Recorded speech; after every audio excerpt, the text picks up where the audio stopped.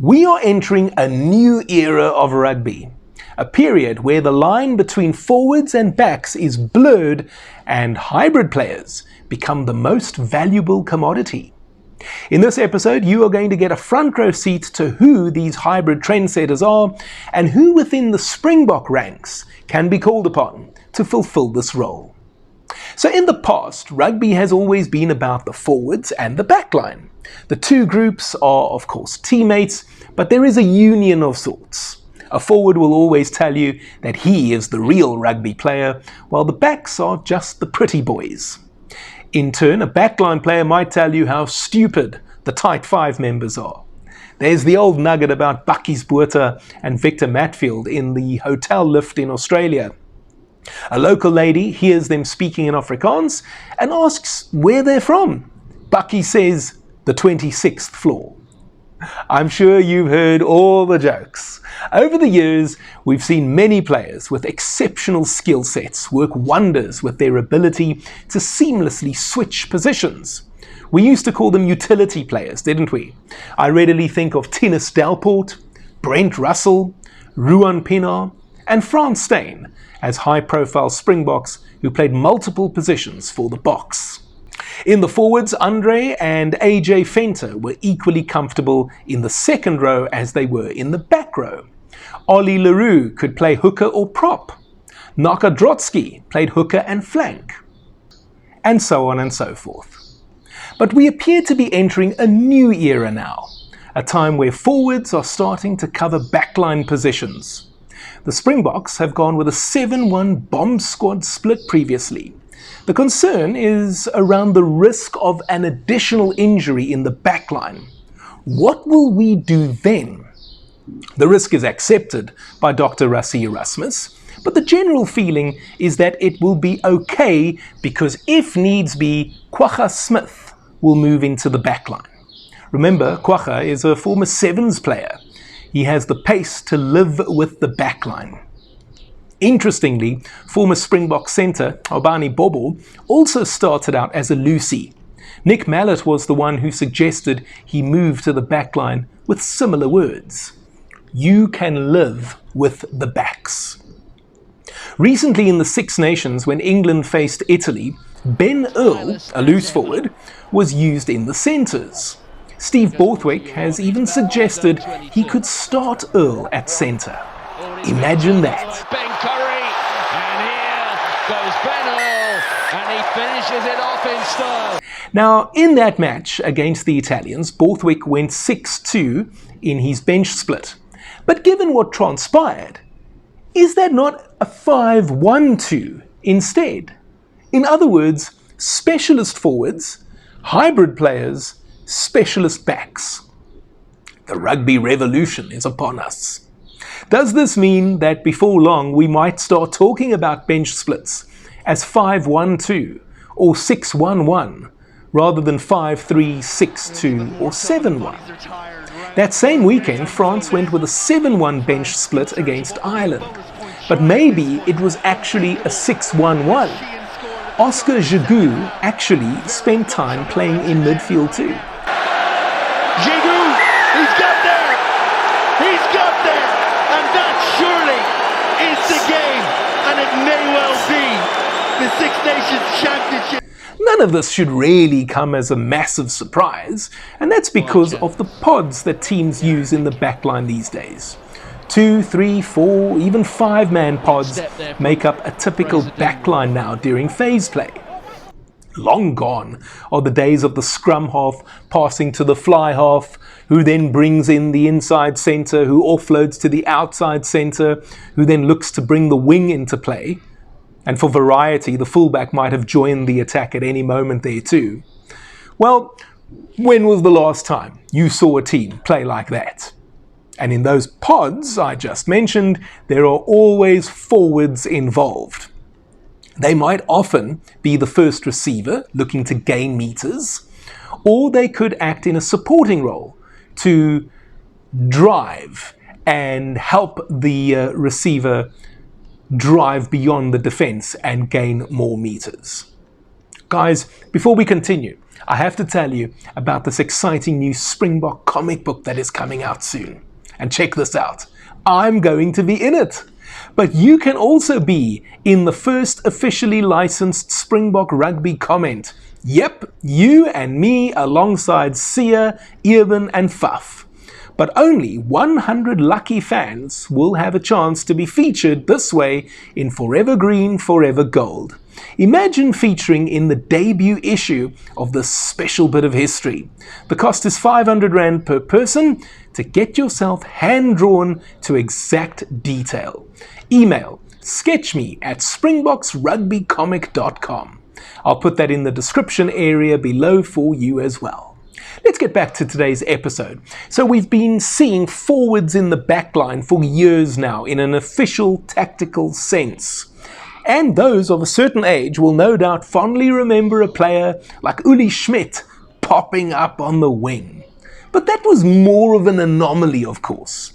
It would seem as if the game has now moved on from focusing on backs who can play multiple positions to forwards who can play in the backline.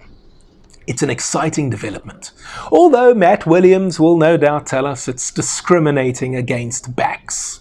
On the topic of Oscar Jegou in the centres, we saw cheeky little grubber kicks. But were they really cheeky? He clearly knew exactly what he was doing. And that might actually be the clincher for me. Doesn't that expose how absurd the notion is of the bomb squad and 7-1, or perhaps now 6-1-1 split, being against the spirit of the game? I mean, isn't that really cool? Seeing a backline player, or at least a forward in the backline, with all those kind of sultry skills and tricks. It's great. England's Henry Pollock could actually become the world's first superstar hybrid player. Consider this. Pollock sprints at around 1 second per 10 meters. That's going to get you a time of somewhere in the 10-second mark for the 100 meters. Now, I don't have his official time, and I'm going to say he more than likely slows down the further he goes, but that's still incredibly impressive. There's also this thing called the Bronco test. It's a sequence of 60 meter, 40 meter, and 20 meter shuttles. It adds up to 1.2 kilometers. So you can just imagine. Bowden Barrett used to do this in 4 minutes and 12 seconds. Pollock's time for the Bronco test is 4 minutes and 25 seconds. That's not bad at all, considering we're comparing a back to a forward here. And remember I told you about Jegou and his kicking skills in the backline for France? Well, just the other week we saw young Pollock with a chip and chase try for his club, Northampton. That, quite frankly, Brian Abana would have been proud of. I mentioned earlier how Kwagga is seen as the man the Springboks will turn to in the case of an emergency in the backline. I also told you about Obani Bobo, who made that move. And don't forget that in 1998, Nick Mallett seriously considered the possibility of playing Bobby Skinstad at centre. To me, this is all very exciting. Now, to be clear, many roles in rugby remain specialist. We are at a point in time where tight head is considered specialist. And let's be honest, how many tight heads would you back to go play fullback, for example? I love Malcolm Marx, but would you like to see him have a go on the wing? What about Ergeus Snyman at fly half? Mind you, that might not actually be such a terrible idea. So the point is that as much as things are changing, there are other things that will never change. Rugby remains a game for all shapes and sizes, and it has specialist roles. A scrum half cannot do what a prop does. Antoine Dupont cannot do what Thomas du Toit does. So is Antoine Dupont the greatest rugby player of all time then? He can't even do what Thomas du Toit does. A hooker cannot do what a lock does. Bongim Bonambi cannot do what Eben Etzebeth does. And in some cases, an inside centre cannot do what an outside centre does. Sometimes it is that specific. But there is also an overlapping of skills that lend themselves to certain roles. For example, you might remember a player like DeVet Barry's ability to compete at the breakdown. Would you have played Barry as a flank or eighth man? It might sound absurd, but with a bit of foresight earlier in his career, it's the kind of thing that might have been discussed, if not necessarily ever implemented. So the way I see it is that the hybrid player most likely becomes like cricket's all-rounder. Most teams only really ever have one. It's not like the Springboks are going to suddenly have 4 or 5 Kwaggas. But we do have one. Another analogy I like is to what the Dutch called total football in the 1970s. The idea was that every player should be able to do everything, or almost everything. Now obviously that's not really that realistic, but if you do actually get it right, good luck to the opposition in terms of countering what it is that you're doing. Because now you just have players floating all over the park and the defence doesn't know which way to go. Did it work? Well, the Netherlands reached the consecutive World Cup finals in 1974 and 1978, but they lost both. The club team that most of the players played for, Ajax, did win the European Cup 3 times in a row in the 70s though. So with all of that being said, what do you think? Do you find the prospect of a hybrid player exciting? Or do you still think players should stay in their lanes? Maybe you're with Matt Williams and believe all of this discriminates against backs. Let me know in the comment section down below. And while you're down there, I'd like to encourage you to sign up as one of my patrons. There are stacks of benefits if you join my dream team. For example, you can get your name featured in my videos. You could also win Springbok match tickets and other merch.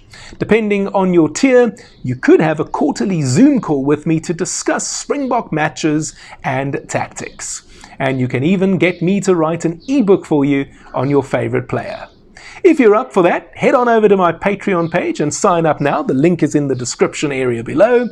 Your kind contributions will help me to be able to make even more videos for you and hopefully do this full time. I also hope to go to Australia in 2027 and cover the Rugby World Cup for you from down under on a daily basis. So if you'd like to help me on my way, please head on over and sign up. It starts from as little as $5 per month. That's about 95 Rand these days, and I would very much appreciate it. If you're not yet ready to help me out in that manner, but you'd still like to support me, you can also just hit the like button or crock roll that thing. You can also subscribe to my channel if you haven't already done so. And earlier in this episode, I mentioned hybrid players like Ruan Pienaar and Frans Steyn.